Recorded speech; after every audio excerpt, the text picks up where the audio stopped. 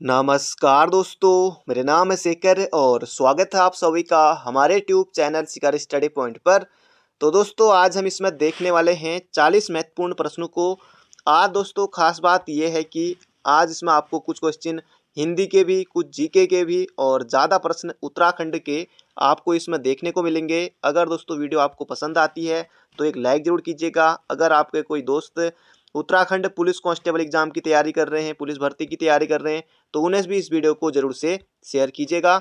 चलिए दोस्तों शुरू करते हैं। और इसके अलावा अगर आपने और पार्टों को नहीं देखा है तो उन्हें भी जरूर से देख लीजिएगा। और भी दोस्तों बुक से भी पढ़ते रहिए, बाकी बहुत जल्दी सब कुछ आपका होने वाला है।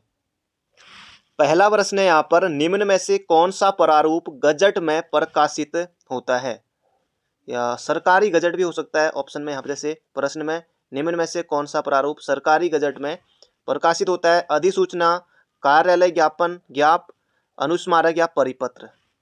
तो इसका सही उत्तर हो जाएगा दोस्तों अधिसूचना सरकारी गजट में प्रकाशित होती है। तो बिल्कुल याद रखिएगा, हिंदी का दोस्तों प्रश्न है, एग्जाम में देखने को आपको मिल सकता है। बढ़ते हैं अगले प्रश्न की तरफ। अगला प्रश्न है, परिपत्र किस श्रेणी में आता है? अब परिपत्र दोस्तों ऑप्शन हटा दीजिए, सामाजिक होगा नहीं, पारिवारिक होगा नहीं, व्यक्तिगत कोई पर्सनली भी आप किसी को नहीं लिखेंगे, तो ये हो जाएगा दोस्तों परिपत्र जो होते हैं ये कार्यालयी पत्र होते हैं। बिल्कुल आसान था, अगर आपने नहीं भी पढ़ा है माना ऑप्शन से आप हटा सकते हैं। तो ये हो जाएगा दोस्तों परिपत्र हमारा कैसा है? कार्यालयी पत्र है। अगला प्रश्न है, कफन किन की कहानी है? इनमें से आपको बताना है राहुल सांकृत्यायन, हजारी प्रसाद द्विवेदी और इसके अलावा मुंशी प्रेमचंद्र, या फिर इनमें से कोई नहीं। तो इसका सही उत्तर हो जाएगा दोस्तों यहाँ पर हमारा मुंशी प्रेमचंद्र की कफन कहानी है। ये दोस्तों इसलिए महत्वपूर्ण है, जो कफन कहानी है ये इनकी अंतिम कहानी है। और बाकी इन्होंने उपन्यास, कहानियाँ, हर चीज़ दोस्तों बहुत कुछ लिखा है इन्होंने, मुंशी प्रेमचंद जी ने। तो अंतिम कहानी है कफन, तो इसलिए प्रश्न बन सकता है एग्जाम में। बाकी दोस्तों उपन्यास इनके बहुत सारे हैं, जैसे रंगभूमि, कर्मभूमि, गोदान, निर्मला, कायाकल्प, बहुत सारे उपन्यास हैं, तो उन्हें भी याद रखेगा। राहुल सांकृत्यायन भी दोस्तों आयोग के फेवरेट हैं और इनको 1958 में साहित्य अकादमी मिला था मध्य एशिया का इतिहास के लिए, राहुल सांकृत्यायन को। तो ये भी आपको याद रखना है। तो कफन कहानी दोस्तों किसकी है? ये हो जाएगा मुंशी प्रेमचंद्र की। मुंशी प्रेमचंद्र की दोस्तों मृत्यु भी पूछी गई थी कि इनका देहावसान कब हुआ था करके, तो 1936 में हुआ था। ये भी प्रश्न याद रखेगा। जन्म भी आ सकता है फिर तब, तो हाँ आ सकता है, 1880 में इनका जन्म हुआ था। अगला प्रश्न है, मन्नू भंडारी का जन्म कब हुआ था? अब मन्नू भंडारी की दोस्तों अभी हाल ही में मृत्यु हुई है और 2021 में ही, मतलब कि लास्ट में ही। और इनसे दोस्तों प्रश्न बन सकता है मन्नू भंडारी और महादेवी वर्मा, क्योंकि जो महिलाएं हैं जैसे सिलेबस में हमारी, जैसे मीरा, मन्नू भंडारी, महादेवी, तो इनसे भी प्रश्न बनने की संभावना रहती है। महादेवी और मन्नू भंडारी इनसे तो खैर अक्सर बनता ही है, और मन्नू भंडारी से पहले भी बना है, अभी मृत्यु भी हुई है हाल में। तो क्या पता फिर से कुछ पूछ लिया जाए इनसे, या कुछ रचनाएं पूछ ली जाए, जन्म पूछ लिया जाए।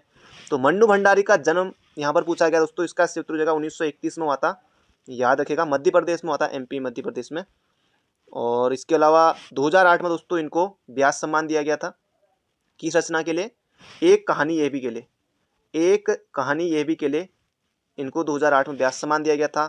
महाभोज इन्हीं का है, उपन्यास है महाभोज। आपका बंटी उपन्यास वो भी इन्हीं का है। तो जन्म दोस्तों 1931 में हुआ था। महादेवी वर्मा का जन्म कब हुआ था? ये आप कमेंट बॉक्स में लिखिएगा, महादेवी वर्मा, क्योंकि दोस्तों लगभग 7 से 8 बार मैं अभी तक आपको बता चुका हूँ। महादेवी वर्मा का जन्म कब हुआ था ये आपको कमेंट बॉक्स में लिखना है, डेट सहित। अगला प्रश्न है यहाँ पर हमारा, राजभाषा आयोग के प्रथम अध्यक्ष कौन थे? जबरदस्त क्वेश्चन है दोस्तों। बाल गंगाधर तिलक, मुंशी अयंगर, बाल गंगाधर खरे या काका साहब कालेलकर। तो बाल गंगाधर खरे दोस्तों इसका जो सही उत्तर होगा हमारा ऑप्शन नंबर सी, राजभाषा आयोग प्रथम अध्यक्ष। राजभाषा आयोग का दोस्तों जो गठन हुआ था, ये भी आयोग ने पूछा हुआ है, हल्के में मत लेना इस प्रश्न को। 7 जून 1955 को राजभाषा आयोग का दोस्तों गठन हुआ था। और इसकी प्रथम बैठक कब हुई थी? 7 जून 1955 को तो चलो इसका गठन हो गया है, अध्यक्ष जो थे बाल गंगाधर तिलक। बाकी इसकी प्रथम बैठक कब हुई थी? प्रथम बैठक दोस्तों ये हुई थी 15 जुलाई 1955 को, 15 जुलाई 1955 को, ये भी याद रखिएगा। तो ये हो जाएगा दोस्तों ऑप्शन नंबर सी। अगला प्रश्न है, हिंदी किस परिवार की भाषा है? भारोपीय, द्रविड़, ऑस्ट्रिक या चीनी तिब्बती। दोस्तों ये हो जाएगा भारोपीय। बिल्कुल आसान प्रश्न है, ये 3 ऑप्शन आप वैसे भी हटा सकते हैं। तो ये हो जाएगा हिंदी दोस्तों भारोपीय परिवार की है। बहुत ज़्यादा महत्वपूर्ण प्रश्न है। हिंदी हमारी दोस्तों राष्ट्रभाषा है, राजभाषा? राजभाषा है। अगला प्रश्न है, विशेषणों की विशेषता बताने वाले को क्या कहते हैं? अव्यय? बिल्कुल नहीं, विशेषण नहीं। विशेषणों की विशेषता विशेषण कैसे बताएंगे? संख्यावाचक विशेषण नहीं, ये हो जाएगा दोस्तों पर विशेषण। विशेषणों की जो विशेषता बताए ये हो जाएगा पर विशेषण। अगला प्रश्न है दोस्तों, अलंकार है, रावण सिर सरोज बनचारी चल रघुवीर सिलिमुखधारी में कौन सा अलंकार है? श्लेष, अनुप्रास, उपमा या इनमें से कोई नहीं? तो ये हो जाएगा दोस्तों यहाँ पर श्लेष अलंकार है। अलंकार दोस्तों जरूर बनेगा, तो ये याद रखिएगा, श्लेष अलंकार है। श्लेष में अर्थ चिपके रहते हैं, तो ये हो जाएगा श्लेष अलंकार है, याद रख लीजिएगा। अगला दोस्तों, ये पंक्तियां यहाँ पर पूछ ली गई है, क्योंकि इस तरह का भी आजकल ट्रेंड है कि आयोग जैसे मंगेश डबराल की कोई लाइन लिख के दे दी, आया भी है, आयोग ने पूछा भी था पहले, अभी भी पूछ सकता है। बिना तेज के पुरुष की औसी अवज्ञा होय, आग बुझी ज्यों राख की आप छुए सब कोई, किस कवि की पंक्तियां हैं? दोस्तों ये हैं गोस्वामी तुलसीदास की, तो याद रखेगा तुलसीदास इसका सही उत्तर है, ऑप्शन नंबर ए। बढ़ते हैं दोस्तों अगले प्रश्न की तरफ। अगला प्रश्न है यहाँ पर हमारा हिंदी हिंदी हम ही देख रहे हैं, बाकी उत्तराखंड के लिए बने रहिए अभी अंत तक। अगला प्रश्न है, अनुशासनात्मक कार्रवाई की प्रक्रिया के फलस्वरूप नीचे उतरना। अब नीचे उतरना दोस्तों, ये हमारी कोई प्रोन्नति, कोई भलाई का काम तो किया नहीं है, तो प्रोन्नति होगा नहीं। पदोन्नति ये भी नहीं होगा। पदावधि, कितनी पदावधि, ये भी नहीं होगा। ये होगा दोस्तों पदान्वति, क्योंकि अनुशासनात्मक कार्रवाई की प्रक्रिया के फलस्वरूप पद से नीचे उतरना, तो इस जगह पदानुति, ऑप्शन नंबर डी महत्वपूर्ण प्रश्न है। अगला प्रश्न है, शहरी क्षेत्रों में, यानी कि दोस्तों उत्तराखंड की यहाँ पर बात चल रही है, बाकी जब तक पेपर होगा, अगर क्योंकि जनगणना भी शुरू होने वाली है 21 में, जो मार्च तक, जो मतलब कि 2021 के नाम से आंकड़े आएंगे उसके, जनगणना इस वर्ष मतलब कि मार्च में शुरू होने वाली है। बाकी तब तक आपको यही पढ़ना पड़ेगा, बाकी आंकड़े आगे तो क्या पता उस समय तक भी आपको पढ़ना पड़े। फिर शहरी क्षेत्रों में लिंगानुपात कितना है? उत्तराखंड आप लगा सकते हैं आगे से, उत्तराखंड में शहरी क्षेत्रों में लिंगानुपात कितना है? दोस्तों बहुत ज़्यादा महत्वपूर्ण प्रश्न है, शहरी क्षेत्रों में पूछा है तो ये हो जाएगा 884। अगर आए उत्तराखंड में ग्रामीण क्षेत्रों में लिंगानुपात कितना है, तो ये हो जाएगा दोस्तों 1000 है। और शहरी क्षेत्रों में उत्तराखंड में लिंगानुपात कितना है दोस्तों? 884। अगला प्रश्न है, बाकी दोस्तों प्रैक्टिस के लिए काफ़ी अच्छा है। अगला, निम्न में से कौन भूकंप जोन 4 में नहीं आता? परीक्षा वाणी का बिल्कुल आसान प्यारा क्वेश्चन है। देहरादून, टिहरी, चमोली, नैनीताल। नैनीताल, टिहरी, उत्तरकाशी, उधम सिंह नगर, ये दोस्तों जोन 4 में आते हैं। चमोली दोस्तों, चमोली, अल्मोड़ा, बाकी पिथौरागढ़, ये सब ये आते हैं हमारे जोन 5 में, तो ये हो जाए दोस्तों ऑप्शन नंबर सी। अगला प्रश्न है, टिहरी रियासत में महिला अस्पताल जच्चा बच्चा केंद्र की स्थापना किसने की थी? जबरदस्त क्वेश्चन है दोस्तों, किसने की थी? कीर्ति शाह, नरेंद्र शाह, प्रताप शाह या फिर सुदर्शन शाह? तो ये होगा दोस्तों कीर्ति शाह ने, कीर्ति शाह ने की थी, तो ये आपको बिल्कुल याद रखना है, प्रताप शाह के पुत्र कीर्ति शाह ने। और प्रताप प्रिंटिंग प्रेस टिहरी में पुलिस विभाग की स्थापना प्रताप शाह ने, ये भी आपको बिल्कुल याद रखना है कि टिहरी में पुलिस विभाग की स्थापना किसने की, क्योंकि पुलिस का एग्जाम देने जाएंगे, क्या पता हो सकता है पूछ लिया जाए, तो प्रताप शाह इसका उत्तर है। और ये जो यहाँ पर प्रश्न है ये हो जाएगा कीर्ति शाह। अगला प्रश्न है, ओम पर्वत की ऊंचाई कितनी है? दोस्तों पर्वतों की ऊंचाई वाले प्रश्न जरूर आते हैं, और ओम पर्वत की ऊंचाई कितनी है? पहली बात कहाँ है दोस्तों, एक प्रश्न ये, निम्न में से कौन सा सुमेलित नहीं है? 4 पर्वत दे दिए इधर से, 4 इधर दे दिए, या फिर मिलाने के लिए दे दिया 1 2 3 4, या फिर इनमें से बताओ कौन सुमेलित नहीं है? तो ओम पर्वत दोस्तों पिथौरागढ़ में है, खोज की थी विपिन चंद्र पांडे ने, और इसका जो सही उत्तर होगा दोस्तों 71 नहीं 61, बोलने में गलती कर दिया, 6191 मीटर है। और 6904 मीटर बहुत ज़्यादा प्रसिद्ध दोस्तों पंचाचूली, ये भी पिथौरागढ़ में, पंचाचूली बहुत ज़्यादा महत्वपूर्ण प्रश्न है, आयोग 4 से 5 बार इस प्रश्न को पूछ चुका है कि पंचाचूली की ऊंचाई कितनी है और कहाँ है। तो ओम पर्वत दोस्तों ये हो जाएगा 6191। बढ़ते हैं अगले प्रश्न की तरफ। अगला प्रश्न है, कपरौली का युद्ध किसके मध्य हुआ था? कपरौली का युद्ध, तो ये हो जाएगा दोस्तों जयकीर्त शाह, तो सभी में है, तो जयकीर्त शाह और जगत प्रकाश, जो से जो याद रखिएगा, कपरौली का युद्ध जयकीर्त शाह और जगत प्रकाश के बीच हुआ दोस्तों कपरौली का युद्ध, तो याद रखिएगा ऑप्शन नंबर ए होगा इसका बिल्कुल सटीक उत्तर। अगला प्रश्न है, गढ़वाल में वन विभाग की स्थापना कब की गई? तो गढ़वाल में वन विभाग दोस्तों 1869, कुमाऊं में वन विभाग 1868, टिहरी रियासत में वन विभाग 1885। तो तीनों आपको याद रखने हैं, कोई भी प्रश्न एग्जाम में घूम फिर कर आ सकता है। तो गढ़वाल में 1869 में। अगला प्रश्न है, गंगोली हाट को किस चंद शासक ने विजित किया था? गंगोली हाट में दोस्तों माँ काली का मंदिर है। गंगोली हाट जाह्नवी नौला गंगोली हाट में है। तो कल्याण चंद, बाज बहादुर चंद, महेंद्र चंद तो नहीं, लास्ट ये हो जाएगा तो कल्याण चंद ने गंगोली हाट को विजिट किया था। तो ये आपको बिल्कुल याद रखना है, ऑप्शन नंबर ए होगा इसका बिल्कुल सही उत्तर। अगला प्रश्न है, निम्न में से किस जिले में भूकंप मापी स्टेशन नहीं है? अब दोस्तों अगर आप परीक्षावाणी पढ़ते हैं तो ये क्वेश्चन आपके लिए कुछ भी नहीं है। देहरादून है और गरुड़ गंगा चमोली टिहरी में भी दोस्तों है। ये जगह बागेश्वर में नहीं है, चमोली में है, गरुड़ गंगा और टिहरी में है और देहरादून में। तो बागेश्वर दोस्तों इसका सही उत्तर होगा ऑप्शन नंबर बी, इसका बिल्कुल सही उत्तर होगा बागेश्वर में नहीं है।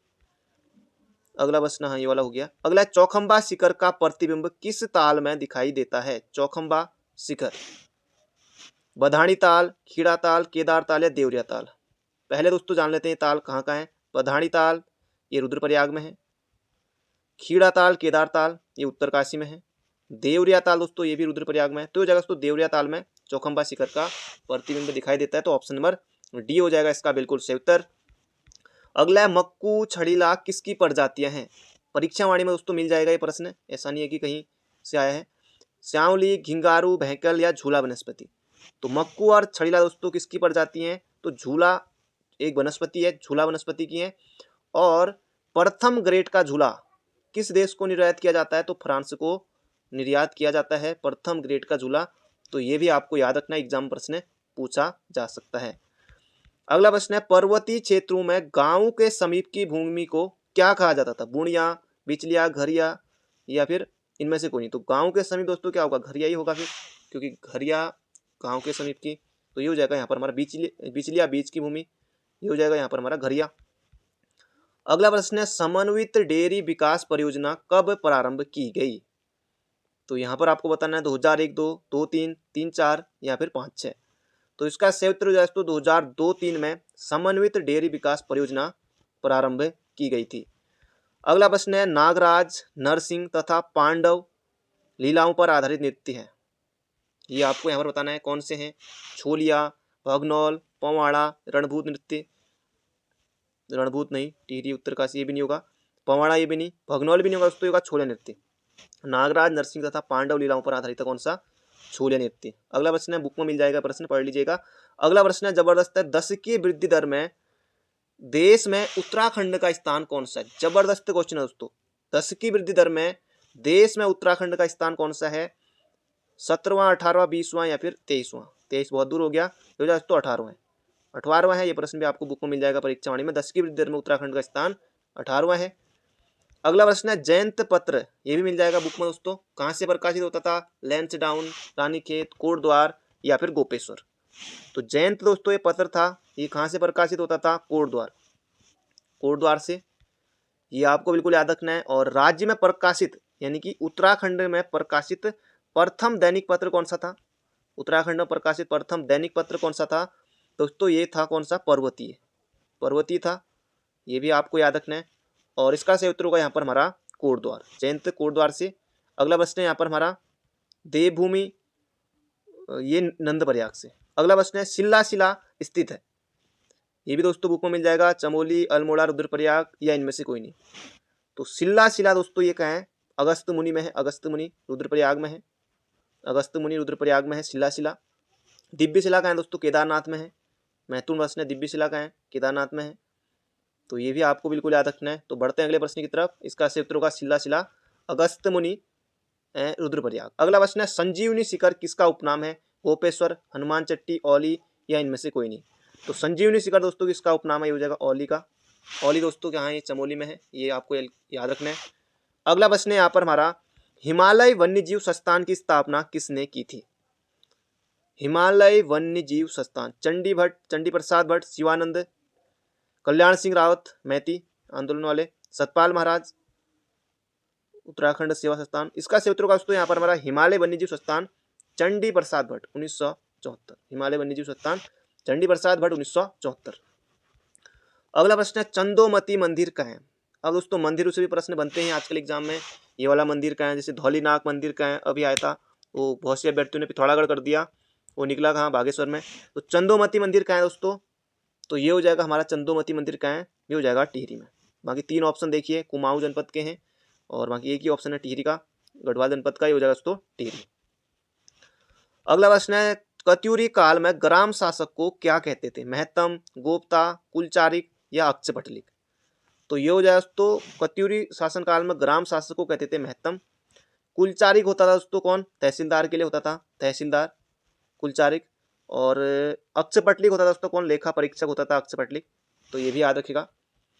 अगला प्रश्न है धूपगढ़ चोटी स्थित है, सतपुड़ा रेंज, मैकाल रेंज, बिंदी रेंज या इनमें से कोई नहीं। तो ये जो धूपगढ़ चोटी दोस्तों सतपुड़ा रेंज में है। सतपुड़ा कहाँ दोस्तों, एमपी में। तो ये हो जाएगा धूपगढ़ चोटी सतपुड़ा रेंज में। अगला प्रश्न है देहरादून में सर्वप्रथम तार सेवा की शुरुआत कब हुई। जबरदस्त क्वेश्चन है दोस्तों। 1862, 1865, 1869 या 1870 पूछा जा चुका है ये प्रश्न, हल्के में नहीं लेना है। तो 1865 में दोस्तों देहरादून में सर्वप्रथम तार सेवा की शुरुआत हुई थी। पढ़ते हैं अगले प्रश्न की तरफ। दोस्तों अभी तक आपने लाइक नहीं किया है तो एक लाइक आपको जरूर से करना है दोस्तों। पीडीएफ बनाने में, क्वेश्चन तैयार करने में बहुत समय लगता है, तो एक लाइक जरूर से कीजिएगा। अगला प्रश्न है उत्तराखंड में आलू की खेती सर्वप्रथम शुरू की गई। ये आपको यहाँ पर बताना है कहाँ, रानीखेत, अल्मोड़ा, श्रीनगर या देहरादून। तो श्रीनगर जिन्होंने सोचा है बिल्कुल गलत है, इसका सही उत्तर दोस्तों देहरादून में। देहरादून में उत्तराखंड में सर्वप्रथम आलू की खेती दोस्तों देहरादून में कब, 1823 में। और किसने, यंग ने, यानी कि मेजर यंग ने। मेजर यंग ने दोस्तों 1823 में देहरादून में सर्वप्रथम आलू की खेती की थी। नैनीताल में दोस्तों आलू की खेती 1864 में किसने, Shrimati Harry Berger. Harry Berger याद रखिए नाम बहुत है। तो यहाँ पर उत्तर होगा उत्तराखंड में आलू की खेती सर्वप्रथम देहरादून में और कब, 1823 में। अगला प्रश्न है पहाड़ का रेगिस्तान या फिर उत्तराखंड का लद्दाख किसे कहा जाता है, नीति घाटी, माड़ा घाटी, भिलंगना घाटी या नेलंग घाटी। दोस्तों ये हो जाएगा नेलंग जादुंग घाटी उत्तरकाशी में, भिलंग घाटी टिहरी, नीति माड़ा चमोली। तो ये हो जाए दोस्तों नेलंग घाटी। पहाड़ का रेगिस्तान है उत्तराखंड का लद्दाख।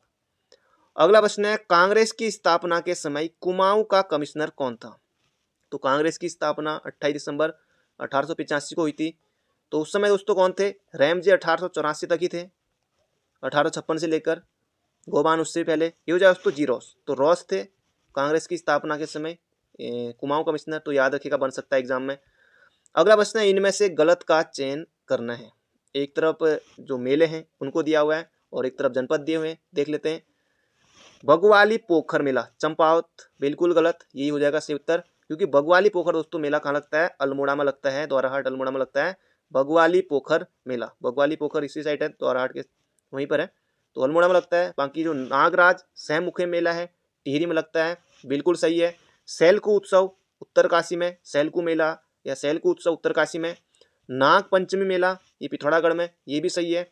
तो बगवाली पोखर दोस्तों ये हो जाएगा अल्मोड़ा में, ना कि चंपावत में। तो ऑप्शन नंबर ए बनेगा इसका बिल्कुल सटीक उत्तर। अगला प्रश्न दोस्तों ये करंट अफेयर का क्वेश्चन है, इसे आप करंट अफेयर में ले सकते हैं। राज्य के किस शहर को केंद्र सरकार ने देश का दूसरा ग्रीन सिटी बनाने की मंजूरी दी है। जबरदस्त क्वेश्चन है। अब इनमें से ऑप्शन से देखिए दोस्तों कौन होगा, देहरादून ही होगा। बिल्कुल दोस्तों बिल्कुल सही है, केंद्र सरकार ने दूसरा ग्रीन सिटी बनाने की मंजूरी दी है, किसे, देहरादून को। अगला प्रश्न है हरिद्वार कुंभ में पहला शाही स्नान कब हुआ था। अब कुंभ का नाम लेकर बहुत से जो पुलिस की तैयारी कर रहे हैं, कभी कभी वो बहुत ज़्यादा कुंभ को लेकर, अब ऐसा है कि कुंभ के लिए भर्ती होगी लगभग 2017 के बाद या 18 से सुनते आए थे, लेकिन कुंभ भी निकल गया, लेकिन तब भी विज्ञप्ति जारी नहीं हो पाई। तो आप सभी को पता है कुंभ का नाम। तो इच्छा थी दोस्तों कोई ना कि आप कुंभ में ड्यूटी करेंगे, ये भी आपने सोचा था बहुत से उन्हें, तो अब कोई ना, लेकिन भर्ती आ गई है। बाकी अगली बार कुंभ पता है दोस्तों आपको 12 सालों में होता है, अर्ध कुंभ 6 सालों में होता है। और इसका सही उत्तर होगा दोस्तों यहाँ पर हमारा, तो पहला शाही स्नान कब हुआ था, तो मैं भी भावनाओं में बह गया था। तो ये हो जाएगा दोस्तों यहाँ पर हमारा 11 मार्च 2021 को, तो पहला शाही स्नान था। बाकी याद तो जरूर आपको आई रही होगी, क्योंकि उस समय यही चल रहा था कि कुंभ के लिए भर्ती उनकी लगभग छपते रहा अखबारों में। अगला है भारत का पहला ग्लास ब्रिज बनेगा रुड़की, ऋषिकेश, हल्द्वानी या रानीखेत। तो ये जगह तो ऋषिकेश में बनेगा पहला ग्लास ब्रिज। ये भी करंट अफेयर का ही प्रश्न है। अगला प्रश्न है आज का हमारा आखिरी प्रश्न है, रामकृष्ण मिशन की स्थापना किसने की। केशव चंद्र सेन, राजा राम मोहन राय, रामकृष्ण परमहंस या फिर स्वामी विवेकानंद। अब दोस्तों रामकृष्ण परमहंस नहीं करना है, रामकृष्ण मिशन देखकर कई अभ्यर्थी जो नए होंगे तो ये नहीं करना है। ये होगा दोस्तों स्वामी विवेकानंद 1897 में। 1897 में रामकृष्ण मिशन की स्थापना हुई थी स्वामी विवेकानंद के द्वारा। तो दोस्तों ये थे आज के हमारे महत्वपूर्ण प्रश्न। बाकी वीडियो पसंद आई हो तो लाइक जरूर कीजिएगा, और अगर आपके कोई मित्र तैयारी कर रहे हैं तो शेयर जरूर कीजिएगा। तो मिलते हैं बहुत जल्दी एक नई वीडियो में, बाकी तैयारी करते रहिए। Thank you friend, thank you so much.